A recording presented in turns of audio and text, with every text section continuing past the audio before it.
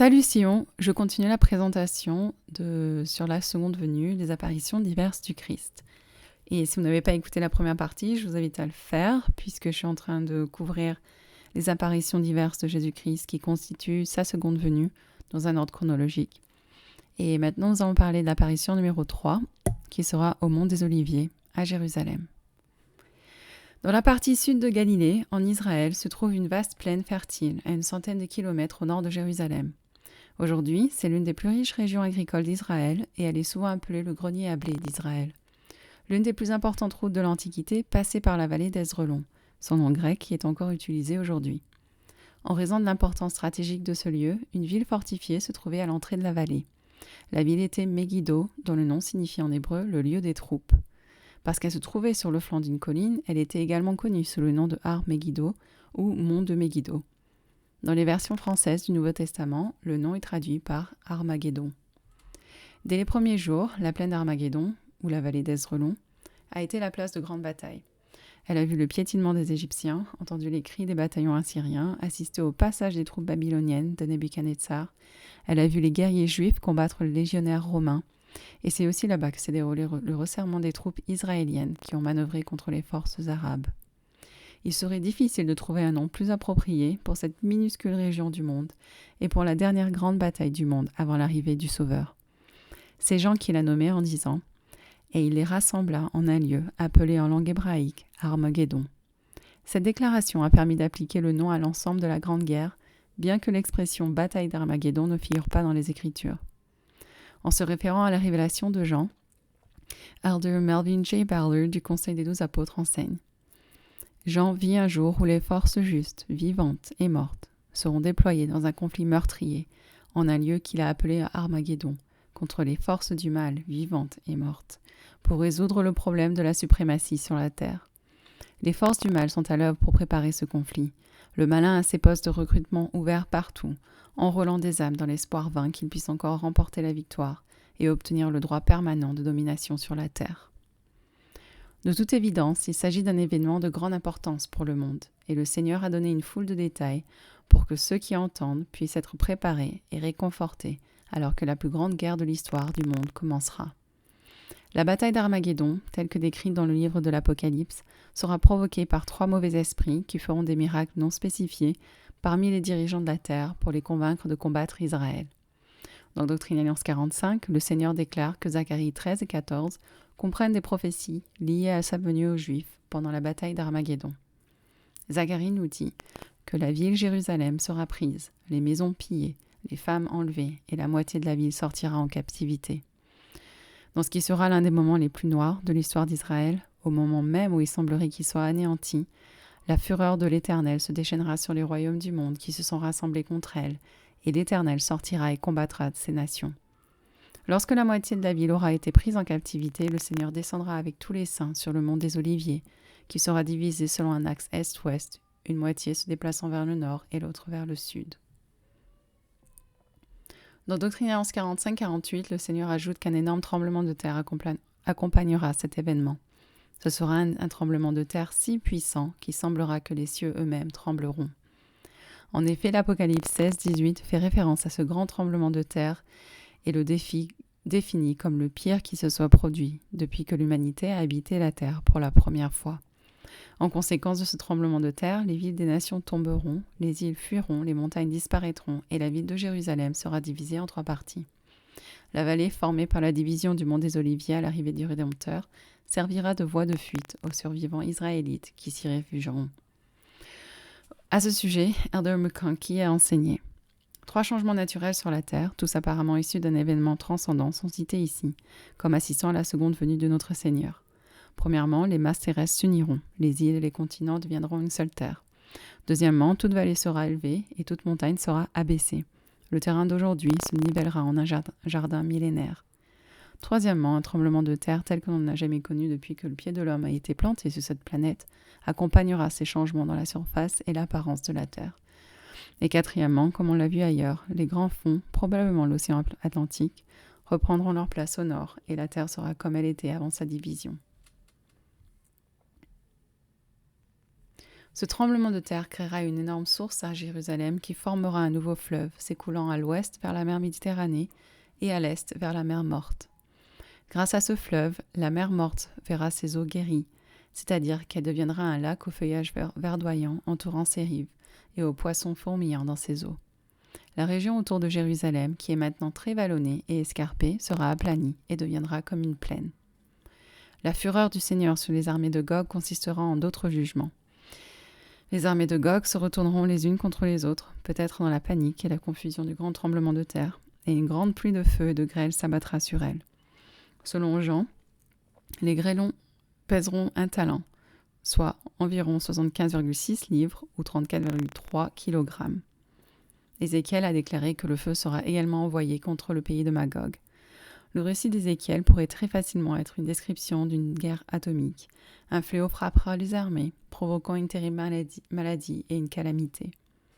Le résultat sera tel que seul 1/6 de l'armée d'invasion survivra au jugement du Seigneur, et leur pouvoir de faire la guerre sera détruit. À Jérusalem même, 7000 personnes seront tuées et 1/10 de la ville sera détruit. Donc ça va être une scène assez atroce. La dévastation sera si grande que pendant 7 ans, Israël pourra vivre du butin de guerre laissé derrière lui. Il faudra 7 mois pour enterrer les morts, puis les équipes d'inhumation chercheront les corps restants pour tenter de nettoyer la terre. Le jugement du Seigneur sur les armées de Gog est connu dans les Écritures comme le grand jour du sacrifice du Seigneur, la controverse du Seigneur avec les nations, le souper du grand Dieu et la grande cuve de la colère de Dieu.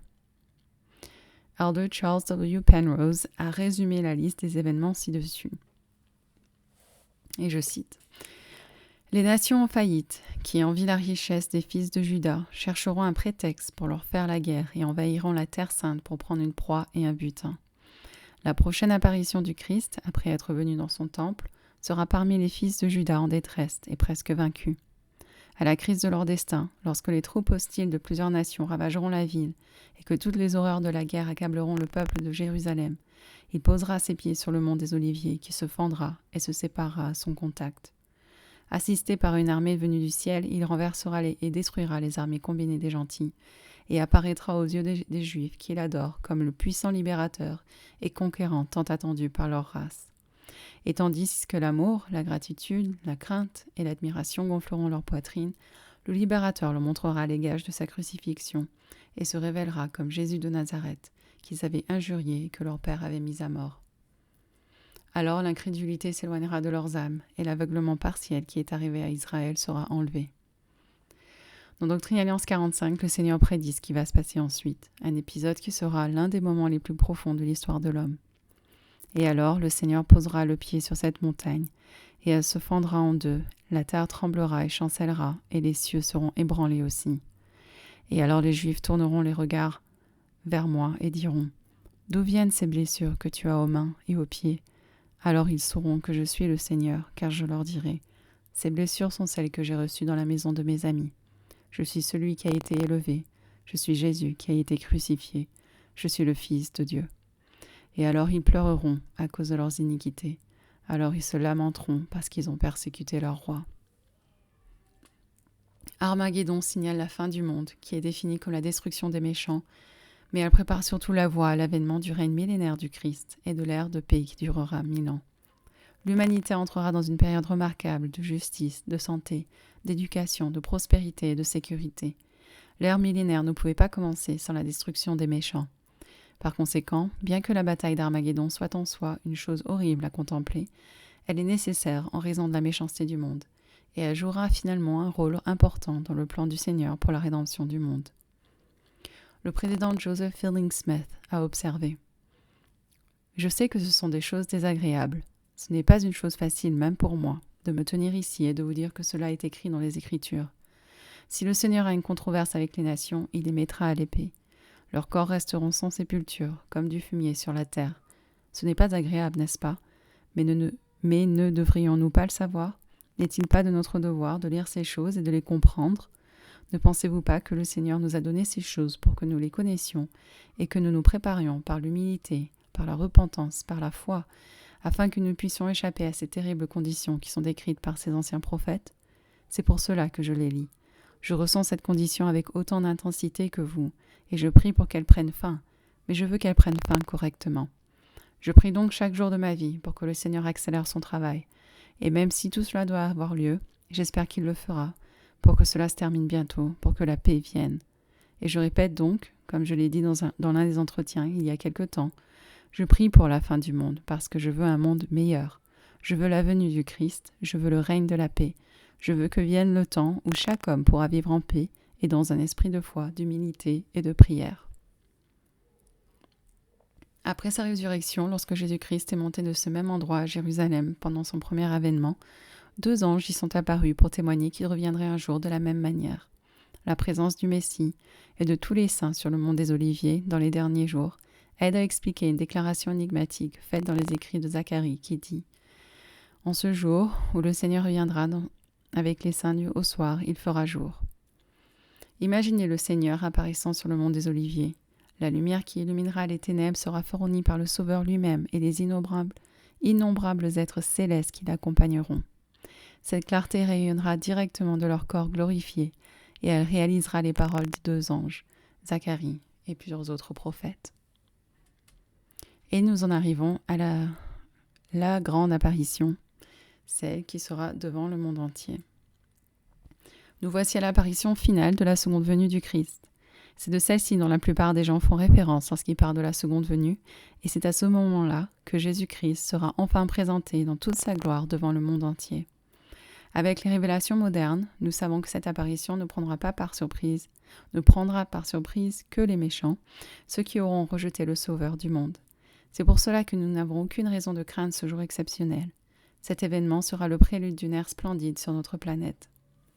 Concernant ce grand jour, Ésaïe a dit « Alors la gloire de l'Éternel sera révélée, et au même instant toute chair la verra, car la bouche de l'Éternel a parlé. » Jésus a dit lui-même « Alors le signe du Fils de l'homme paraîtra dans le ciel, toutes les tribus de la terre se lamenteront, et elles verront le Fils de l'homme venant sur les nuées du ciel avec puissance et une grande gloire. » Elder Neil A. Anderson a essayé de résumer cet événement qui sera le plus spectaculaire de l'histoire de l'humanité. Ce sera à vous couper le souffle, son étendue et sa grandeur, son immensité et sa magnificence dépasseront tout ce que l'œil mortel a jamais vu ou contemplé. En ce jour, il ne sera pas vêtu de l'ange et couché dans une mangeoire, mais il apparaîtra dans les nuées du ciel, revêtu de puissance et d'une grande gloire avec tous les saints anges. Nous entendrons la voix d'un archange et le son de la trompette de Dieu. Le soleil et la lune seront transformés et les étoiles seront précipitées de leur place. Vous et moi, et ceux qui nous suivent, les saints des 4 coins de la terre seront vivifiés et enlevés à sa rencontre. Ceux d'entre les justes qui sont morts seront, eux aussi, enlevés à sa rencontre au milieu du ciel. Ensuite, il y aura une expérience apparemment impossible à imaginer. Le Seigneur a dit « Toute chair à la fois me verra. » Comment cela se produira-t-il ? Nous ne savons pas. Mais je témoigne que cela arrivera, exactement comme cela a été prophétisé. Nous nous agenouillerons avec révérence, et le Seigneur fera entendre sa voix, et toutes les extrémités de la terre l'entendront. Et ce sera une voix semblable à la voix de nombreuses eaux, et comme la voix d'un grand tonnerre. Et le Seigneur, le Sauveur, se tiendra au milieu de son peuple. Depuis leur vie sur terre jusqu'à aujourd'hui, tous les disciples de Jésus-Christ se réjouissent dans l'attente de la seconde venue. Et pourquoi ? Parce qu'il y a 5 choses exceptionnelles que Jésus-Christ accomplira. Donc, premièrement, il accomplira la première résurrection. Les personnes qui auront obtenu le droit de se lever à la résurrection des justes sortiront de leur tombe. Elles seront enlevées pour rencontrer le Sauveur quand il descendra des cieux. Après la résurrection de Jésus-Christ, d'autres personnes justes qui étaient mortes sont ressuscitées. Elles sont apparues à Jérusalem ainsi que sur le continent américain, et cela a été le début de la première résurrection. Depuis, plusieurs personnes ont été ressuscitées, et beaucoup plus ressusciteront au moment de la seconde venue. Ce sont ceux de cette résurrection qui hériteront de la gloire du royaume céleste. Une fois que ceux-là seront tous ressuscités, un autre groupe ressuscitera, les personnes qui recevront une gloire terrestre. Quand toutes ces personnes seront ressuscitées, la première résurrection sera terminée. Les méchants qui vivront au temps de la seconde venue du Seigneur seront détruits dans la chair, et comme les méchants qui seront déjà morts, ils devront attendre jusqu'à la dernière résurrection. Deuxièmement, il purifiera la terre. En ce jour grand et terrible, Tout ce qui est corrompu sera brûlé et la terre sera purifiée par le feu. Voici, ma volonté est que tous ceux qui invoquent mon nom et m'adorent conformément à mon évangile éternel se rassemblent et se tiennent en des lieux saints et se préparent pour la révélation qui va venir, lorsque le voile qui couvre mon temple, dans mon tabernacle, qui cache la terre, sera enlevé, et que toute chair à la fois me verra, et où tout ce qui est corruptible, tant dans l'homme que dans les bêtes des champs, les oiseaux des cieux ou les poissons de la mer, et qui demeure sur toute la surface de la terre sera consumé, et où tout ce qui est corruptible dans l'élément embrasé se dissoudra, et où toutes choses deviendront nouvelles, afin que ma connaissance et ma gloire demeurent sur toute la terre. Et ça, c'était dans Doctrine 101, versets 22 à 25. Il semble que tout ce qui sera dans un état corruptible ne pourra pas demeurer lorsque le Christ apparaîtra dans sa gloire. Toute chose aura besoin d'être dissoute ou changée pour pouvoir le recevoir, et ainsi la terre pourra se reposer et encore mieux louer son Créateur grâce à cette étape de purification. Troisièmement, il jugera son peuple. Non seulement Christ jugera les nations, il séparera aussi les justes des méchants. Dans Matthieu 25, 31 à 46, nous lisons « Lorsque le Fils de l'homme viendra dans sa gloire avec tous les anges, il s'assiera sur le trône de sa gloire. Toutes les nations seront assemblées devant lui. Il séparera les uns avec les autres, comme le berger sépare les brebis d'avec les boucs. Et il mettra les brebis à sa droite et les boucs à sa gauche. Alors le roi dira à ceux qui seront à sa droite, « Venez, vous qui êtes bénis de mon Père, prenez possession du royaume qui vous a été préparé dès la fondation du monde. Car j'ai eu faim et vous m'avez donné à manger, j'ai eu soif et vous m'avez donné à boire, j'étais étranger et vous m'avez recueilli. J'étais nu et vous m'avez revêtu, j'étais malade et vous m'avez visité, j'étais en prison et vous êtes venus vers moi. » Les justes lui répondront, « Seigneur, quand avons-nous vu avoir faim et t'avons-nous donné à manger, ou avoir soif et t'avons-nous donné à boire? Quand avons-nous vu étranger et t'avons-nous recueilli, ou nu et t'avons-nous revêtu? Quand avons-nous vu malade ou en prison et sommes-nous allés vers toi? » Et le roi leur répondra, « Je vous le dis en vérité, toutes les fois que vous avez fait ces choses à l'un de ces plus petits de mes frères, c'est à moi que vous les avez faites. » Ensuite il dira à ceux qui sont à sa gauche, « Retirez-vous de moi, maudits, allez dans le feu éternel qui a été préparé pour le diable et pour ses anges. Car j'ai eu faim et vous ne m'avez pas donné à manger, j'ai eu soif et vous ne m'avez pas donné à boire. J'étais étranger et vous ne m'avez pas recueilli, j'étais nu et vous ne m'avez pas vêtu, j'étais malade et en prison et vous ne m'avez pas visité. » Ils répondront aussi, « Seigneur, quand avons-nous vu ayant faim, ou ayant soif, ou étranger, ou nu, ou malade, ou en prison, et ne t'avons-nous pas assisté? » Et il leur répondra, « Je vous le dis en vérité, toutes les fois que vous n'avez pas fait ces choses à l'un de ces plus petits, c'est à moi que vous ne les avez pas faites. Et ceux-ci iront au châtiment éternel, mais les justes à la vie éternelle. » Donc là, on voit clairement la façon dont le Sauveur nous jugera et séparera les gens. Jean le révélateur écrivit à propos de ce jugement, « Je vis des trônes, et à ceux qui s'y assirent fut donné le pouvoir de juger. Et je vis les âmes de ceux qui avaient été décapités à cause du témoignage de Jésus et à cause de la parole de Dieu, et ils régnèrent avec Christ pendant 1000 ans. » Quatrièmement, il ouvrira le millénium. Le millénium est la période de 1000 ans pendant laquelle Jésus régnera sur la terre. Les justes seront enlevés pour aller à la rencontre du Christ lors de sa venue, et celle-ci marquera le début du règne millénaire. Du fait de la destruction des méchants, lors de sa seconde venue, seuls les justes vivront sur la terre au début du millénium. Ce seront ceux qui auront mené une vie vertueuse et honnête. Donc si vous faites de votre mieux pour suivre le Christ, vous ferez partie de ce groupe, et vous pouvez déjà vous réjouir que ce sera Jésus-Christ qui régnera en personne sur la terre. Joseph Smith a expliqué que Jésus régnera sur les saints, descendra et enseignera. Je ne sais pas s'il y a quelque chose de plus émouvant que de pouvoir avoir ce genre de relation et d'interaction avec le Seigneur. Et cinquièmement, il prendra sa place de roi des cieux et de la terre. Quand Jésus viendra, il établira son gouvernement sur la terre et l'Église fera partie de ce royaume. Quand Jésus-Christ est venu sur la terre pour la première fois, cela n'a pas été en gloire. Il est né dans une humble étable et on l'a couché dans une crèche, dans de la paille. Il n'est pas venu avec de grandes armées, contrairement à ce que les Juifs attendaient de leur Sauveur. Au lieu de cela, il est venu humblement, Et lorsqu'il a commencé son ministère auprès des gens, son message était « Aimez vos ennemis, faites du bien à ceux qui vous haïssent, et priez pour ceux qui vous maltraitent. » Il a été rejeté et crucifié, mais il ne sera pas rejeté à sa seconde venue, car toute oreille l'entendra et tout genou fléchira, et toute langue confessera que Jésus est le Christ. Il sera accueilli comme le Seigneur des Seigneurs et le Roi des Rois, et il sera appelé admirable, conseiller, Dieu puissant, Père éternel, Prince de la paix.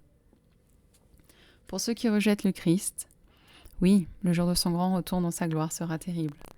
Mais pour ceux qui aiment le Christ et qui le suivent, il y aura des apparitions préliminaires du Seigneur auxquelles nous pourrons assister.